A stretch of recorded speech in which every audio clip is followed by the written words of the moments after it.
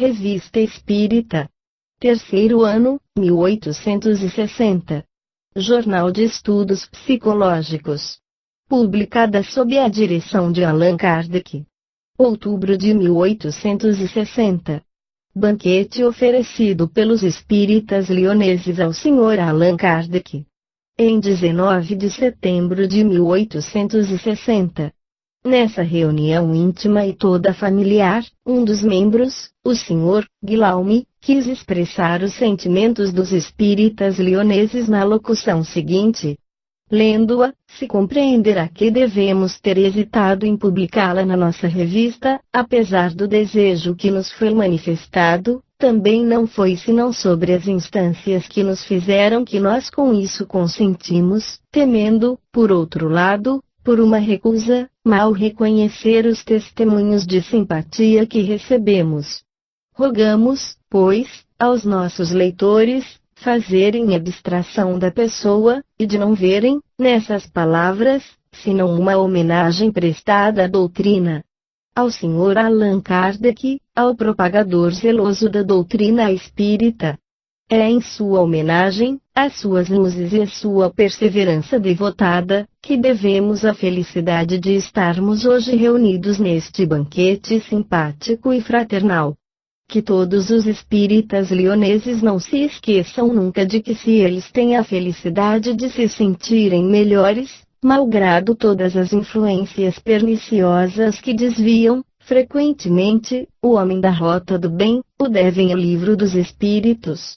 Que se a sua existência está aliviada, e se seu coração está depurado e mais afetuoso, se dele expulsaram a cólera e a vingança, o devem ao livro dos Espíritos, que se, em sua vida privada, sustentam com coragem os reveses da fortuna, se repelem em todo meio baseado sobre a fraude e a mentira para adquirirem os bens da terra, o devem ao livro dos Espíritos que lhes fez compreender a prova, e colocou neles a luz que expulsa as trevas. Se um dia, que talvez não esteja distante, os homens se tornarem humanos, fraternos e devotados numa mesma fé, se a caridade não for mais para eles uma palavra vã, o deverão ainda ao livro dos Espíritos, ditado pelos melhores dentre eles ao Sr. Allan Kardec, escolhido para difundir a luz. A união sincera dos espíritas lioneses. A Sociedade Espírita Parisiense, cuja irradiação nos esclareceu a todos, que é a sentinela avançada encarregada de desobstruir a rota tão difícil do progresso. Paris é a cabeça do Espiritismo, como Lyon deve merecer, pela sua união, seu trabalho, suas luzes e seu amor, dele ser o coração. Quando o coração e o espírito estiverem unidos na mesma fé, para alcançar o mesmo objetivo, não haverá cedo mais na França senão irmãos amantes e devotados. Cresçamos, pois, pela união no amor, e logo os nossos sentimentos, os nossos princípios cobrirão o mundo inteiro. O Espiritismo, senhoras e senhores, é o único meio para atingir prontamente o reino de Deus. Honra à Sociedade Espírita Parisiense. Honra Allan Kardec, o fundador e o primeiro anel da grande corrente espírita. Guillaume. Resposta do Sr. Allan Kardec.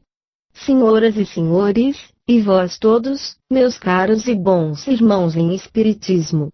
A acolhida tão amiga e tão benevolente que recebo entre vós, desde a minha chegada, seria bem feita para me dar ao orgulho, se eu não compreendesse que estes testemunhos se dirigem menos à pessoa do que à doutrina, da qual não sou senão um dos mais humildes trabalhadores, é a consagração de um princípio, e com isso estou duplamente feliz, porque esse princípio deverá assegurar, um dia, a felicidade do homem e o repouso da sociedade.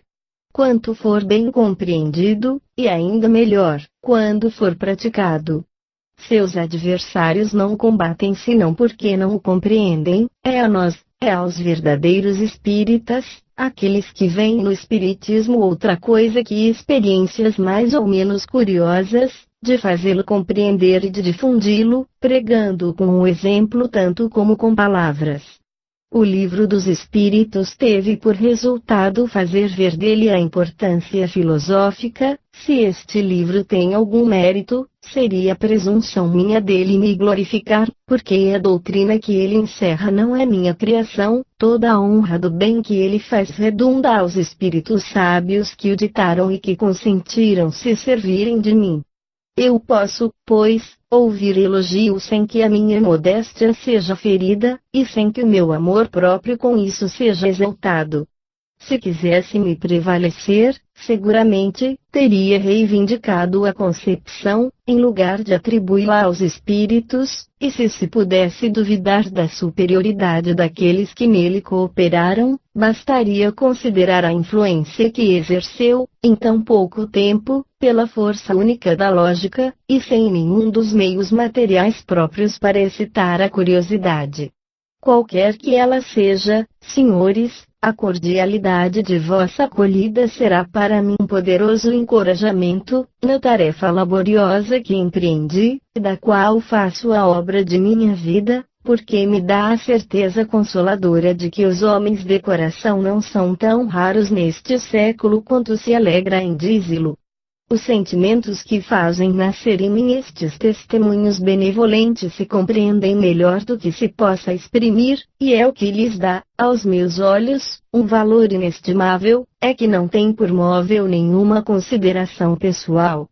Agradeço-vos por isso do fundo do coração, em nome do Espiritismo, em nome, sobretudo, da Sociedade Parisiense de Estudos Espíritas, que ficará feliz com as provas de simpatia que quisestes lhe dar, e orgulhosa de contar em Lyon com um tão grande número de bons e leais confrades. Permiti-me traçar, em algumas palavras, as impressões que carrego de minha muito curta permanência entre vós. A primeira coisa que me tocou foi o número de adeptos. Eu bem sabia que Lyon contava com muitos deles, mas estava longe de desconfiar de que o número fosse tão considerável, porque é por centenas que são contados, e cedo, espero, não se poderá mais contá-los. Mas se Lyon se distingue pelo número, não faz menos pela qualidade, o que vale ainda melhor. Por toda a parte, não encontrei senão espíritas sinceros, compreendendo a doutrina sob o seu verdadeiro ponto de vista. Há, senhores, 3 categorias de adeptos: uns que se limitam a crer na realidade das manifestações, e que procuram, antes de tudo, os fenômenos. O espiritismo é simplesmente para eles uma série de fatos mais ou menos interessantes. Os segundos nele veem outra coisa além dos fatos, lhe compreendem a importância filosófica, admitem a moral que dele decorre, mas não a praticam. Para eles a caridade cristã é uma bela máxima, mas eis tudo. Os terceiros, enfim, não se contentam em admirar a moral, a praticam e lhe aceitam todas as consequências. Bem convencidos de que a existência terrestre é uma prova passageira, tratam de aproveitar os seus curtos instantes para marchar no caminho do progresso que os espíritos lhes traçam, e, se esforçando por fazer o bem e reprimir os seus maus pendores, suas relações são sempre seguras, porque as suas convicções os distanciam de todo pensamento do mal. A caridade é, em toda coisa, a regra de sua conduta. Estes são os verdadeiros espíritas. Ou melhor, os espíritas cristãos. Pois bem, senhores, eu vos digo com alegria, que ainda não encontrei aqui nenhum adepto da primeira categoria. Em nenhuma parte vi os que se ocupavam do espiritismo por pura curiosidade, em nenhuma parte vi os que se servissem das comunicações para assuntos fúteis. Por toda parte o objetivo é importante, as intenções sérias, e, pelo que vejo e pelo que me dizem, creio que há muitos da terceira categoria. Honra, pois, aos espíritas lioneses por estarem tão grandemente entrados neste caminho progressivo, sem o qual o espiritismo seria sem objetivo. Este exemplo não será perdido, terá suas consequências e não serão sem razão. Eu o vejo, porque os espíritos me responderam outro dia, por um de vossos médiuns mais devotados, embora um dos mais obscuros. Então, quando lhes expressava a minha surpresa, por que te admiras disso? Lyon foi a cidade dos mártires, a fé ali está viva, ela fornecerá apóstolos ao espiritismo. Se Paris é a cabeça, Lyon será o coração. A coincidência desta resposta com a que fizestes precedentemente, e que o Sr. Guillaume vem de lembrar em sua locução, é alguma coisa muito significativa. A rapidez com a qual a doutrina se propagou nestes últimos tempos, apesar da oposição que encontra ainda, ou talvez por causa mesmo desta oposição, pode fazer pressagiar-lhe o futuro. Evitemos, pois, com a nossa prudência, tudo o que poderia produzir uma impressão importuna, e, eu não digo perder uma causa desde agora assegurada, mas em retardar o seu desenvolvimento. Sigamos nistos conselhos dos espíritos sábios e não nos esqueçamos de que, neste mundo, muitos sucessos se comprometeram por muita precipitação. Não nos esqueçamos, não mais, de que os nossos inimigos do outro mundo, tão bem quanto os deste, podem procurar nos arrastar para um caminho perigoso. Consentistes em me pedir alguns conselhos, eu me farei um prazer vos dar aqueles que a experiência poderá me sugerir. Isso não será sempre senão uma opinião pessoal, que vos convido a pesarem em vossa sabedoria, e da qual fareis uso que julgardes oportuno, não tendo a intenção de me colocar como árbitro absoluto. Tinhais intenção de formar uma grande sociedade, já vos disse, a este respeito, o meu modo de pensar, limito-me a resumi-lo aqui. Está reconhecido que as melhores comunicações são obtidas nas reuniões pouco numerosas, naquelas sobretudo onde reinem harmonia e a comunhão de sentimentos. Ora, quanto mais o número é grande, mais esta homogeneidade é difícil de se obter. Como é impossível que, no início de uma ciência, tão nova ainda, não surjam algumas divergências na maneira de apreciar certas coisas, desta divergência nascerá, infalivelmente, um mal-estar que poderá conduzir à desunião. Os pequenos grupos, ao contrário, serão sempre mais homogêneos, neles se conhece melhor. Se está sempre em família, admite-se melhor quem se quer, e, como, em definitivo, todos tendem ao mesmo objetivo, podem perfeitamente se entender, e se entenderão tanto melhor quanto não houver esse choque incessante, incompatível com o recolhimento e a concentração de espírito. Os maus espíritos, que procuram sem cessar semear a discórdia, irritando a suscetibilidade, aí terão sempre menos presa do que numa reunião numerosa e misturada. Em uma palavra, a unidade de vista e de sentimentos aí será sempre mais fácil de se estabelecer. A multiplicidade dos grupos tem uma outra vantagem, que é a de obter uma variedade muito maior nas comunicações, pela diversidade de aptidões dos médiuns. Que estas reuniões parciais se façam parte, reciprocamente, do que elas obtêm cada uma de seu lado, e todas aproveitarão, assim, de seus trabalhos mútuos. Chegará um tempo, aliás, em que o número dos adeptos não permitirá mais uma só reunião, que deveria se fracionar pela força das coisas. É porque vale mais fazer imediatamente o que se estaria forçado a fazer mais tarde. Do ponto de vista da propaganda, há ainda um fato certo, é que não é nas grandes reuniões que os novatos podem aurir elementos de convicção, mas bem na intimidade. Há, pois, duplo motivo para se preferir os pequenos grupos, que podem se multiplicar ao infinito. Ora, 20 grupos de 10 pessoas, por exemplo, sem contradita, obterão mais e farão mais prosélitos do que uma única assembleia de 200 membros.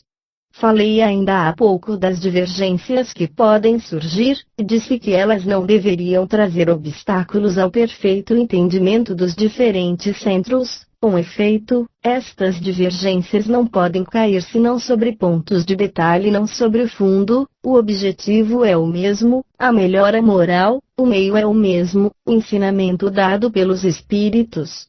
Se este ensinamento fosse contraditório, se, evidentemente, um devesse ser falso e outro verdadeiro, notai bem que isto não poderia alterar o objetivo que é de conduzir o homem ao bem, para a sua maior felicidade presente ou futura. Ora, o bem não poderia ter dois pesos e duas medidas.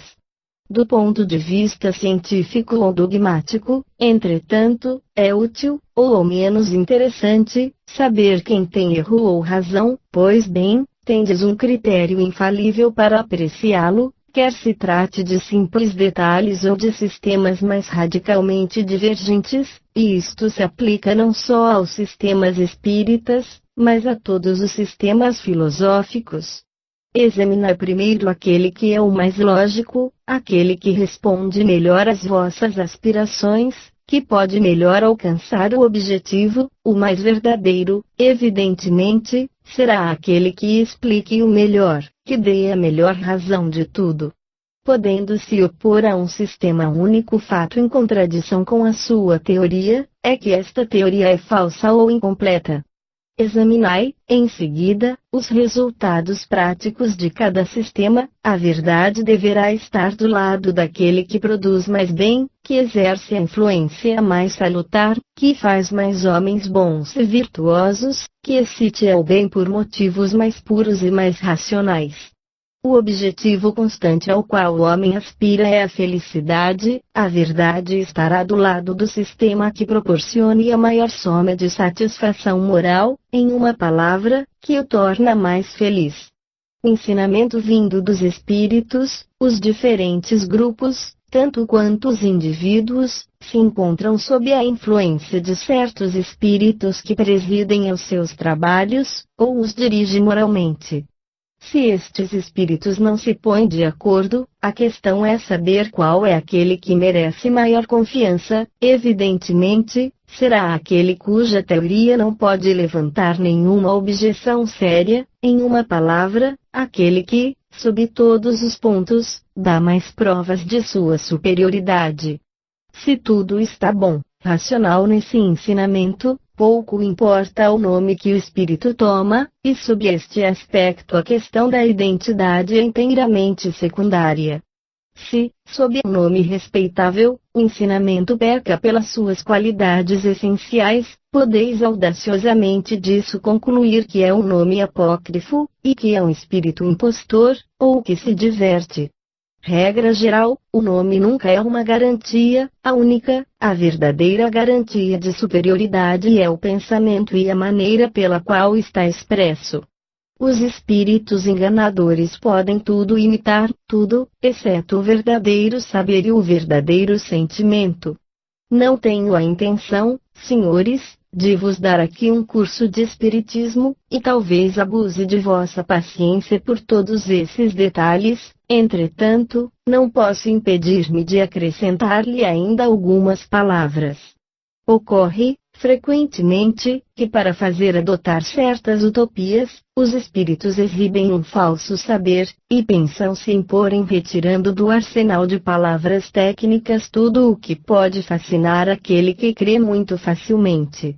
Eles têm ainda um meio mais certeiro, é o de afetar as aparências da virtude, graças às grandes palavras caridade, fraternidade, humildade. Eles esperam fazer passar os mais grosseiros absurdos, e é o que ocorre, muito frequentemente. Quando disso não se está em guarda, é necessário, pois, evitar de se deixar prender pelas aparências, também da parte dos espíritos quanto da dos homens. Ora, eu o confesso, é uma das maiores dificuldades.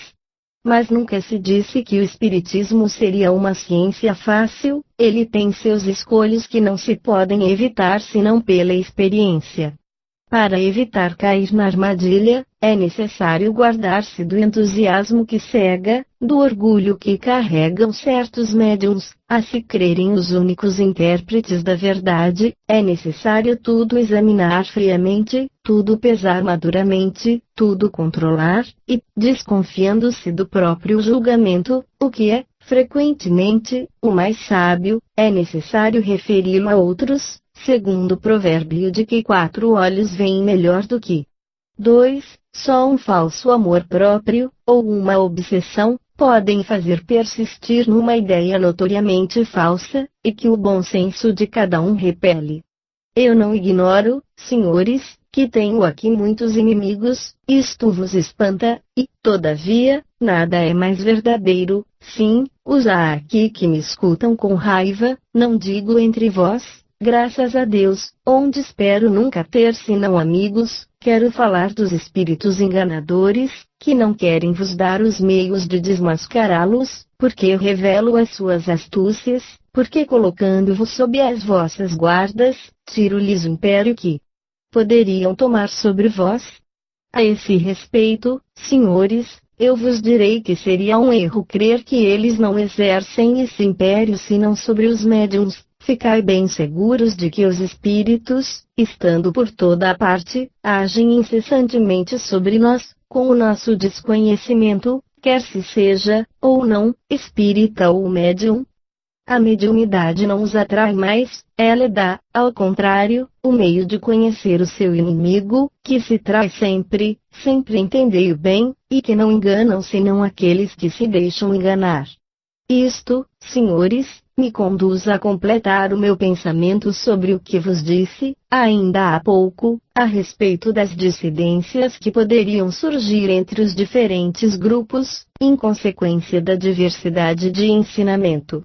Eu vos disse que, apesar de algumas divergências, eles poderiam se entender, devem se entender se são verdadeiros espíritas. Dei-vos o meio de controlar o valor das comunicações, eis aquele de apreciar a natureza das influências que exercem sobre cada um.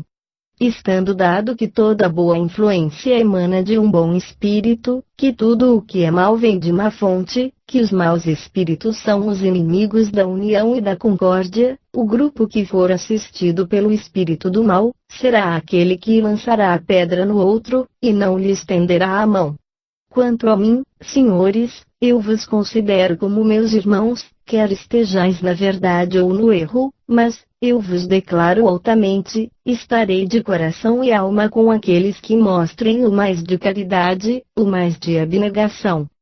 Se houvessem, o que a Deus não praza, os que mantêm sentimentos de ódio, de inveja, de ciúme, eu os lamentaria, porque estariam sob má influência, e gostaria ainda melhor de crer que esses maus pensamentos lhes venham de um espírito estranho do que de seu próprio coração, só isso me tornaria suspeita a veracidade das comunicações que eles poderiam receber, em virtude deste princípio de que um espírito verdadeiramente bom não pode sugerir senão bons sentimentos.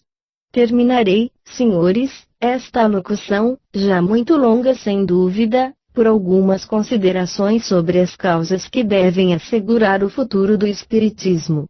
Todos vós compreendeis, porque tendes sob os olhos, e porque sentis em vós mesmos, que um dia chegar o Espiritismo deverá exercer uma imensa influência sobre o estado social, mas aquele dia em que essa influência estará generalizada está ainda longe, sem dúvida. São necessárias gerações para que o homem se despoje do homem velho. Entretanto, desde hoje, se o bem não pode ser geral, já é individual, e é porque esse bem é efetivo, que a doutrina que o proporciona é aceita com tanto mais facilidade, posso dizer mesmo, com tanto mais zelo para muitos. Com efeito, a parte a sua racionalidade, que doutrina é mais capaz para livrar o pensamento do homem dos laços terrestres, de elevar a sua alma para o infinito? Qual é aquela que lhe dá uma ideia mais justa, mais lógica, e apoiada sobre as provas mais patentes, de sua natureza e de seu destino? Que seus adversários o substituam, pois, por alguma coisa melhor, uma doutrina mais consoladora, que concorde melhor com a razão, que substitua a alegria inefável de saber que os seres que nos foram queridos sobre a terra, estão junto a nós, que nos veem, que nos escutam, nos falam e nos aconselham, que dá um motivo mais legítimo à resignação, que faça temer menos a morte, que proporcione mais calma nas provas da vida. que substitua, enfim, essa doce quietude que se experimenta quando se pode dizer, eu me sinto melhor. Diante de uma doutrina que fizesse melhor do que tudo isto, o Espiritismo abaixaria as armas. O Espiritismo torna, pois, soberanamente feliz. Com ele não mais isolamento, não mais desespero, ele já poupou muitas faltas, impediu muitos crimes, levou a paz a mais de uma família, corrigiu muitos defeitos. Que será, pois, quando os homens se nutrirem daquelas ideias? Porque, então, vindo a razão, nelas se fortificarão e não negarão mais a sua alma. Sim, o Espiritismo torna feliz, e é o que lhe dá um irresistível poder e assegura o seu triunfo futuro. Os homens querem a felicidade, o Espiritismo lhe a dá, eles se lançarão nos braços do Espiritismo. Querem aniquilá-lo? Que se dê ao homem uma fonte maior de felicidade e de esperança. Eis aí quanto aos indivíduos. Duas outras forças parecem temer a sua aparição, a autoridade civil e a autoridade religiosa, e por que isto? Porque não o conhecem.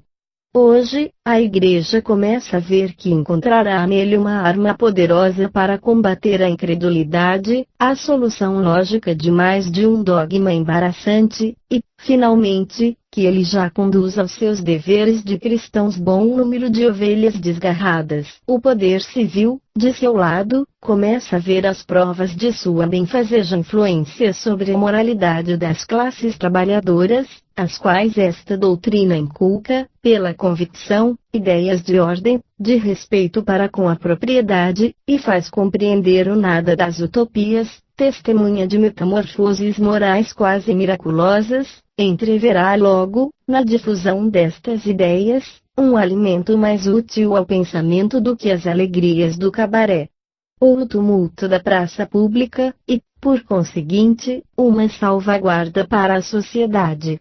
Assim, povo, igreja e poder, vendo nele, um dia que contra a brutalidade das paixões, uma garantia de ordem e de tranquilidade, um retorno às ideias religiosas que se extinguem, ninguém terá interesse em travá-lo. Cada um, ao contrário, nele achará um apoio. Poder-se-á, aliás, deter o curso deste rio de ideias que já rola suas águas benfazejas sobre as 5 partes do mundo. Tais são, meus caros confrades, as considerações que desejava vos submeter. Termino vos agradecendo, de novo, pela vossa benevolente acolhida, cuja lembrança estará sempre presente em minha memória.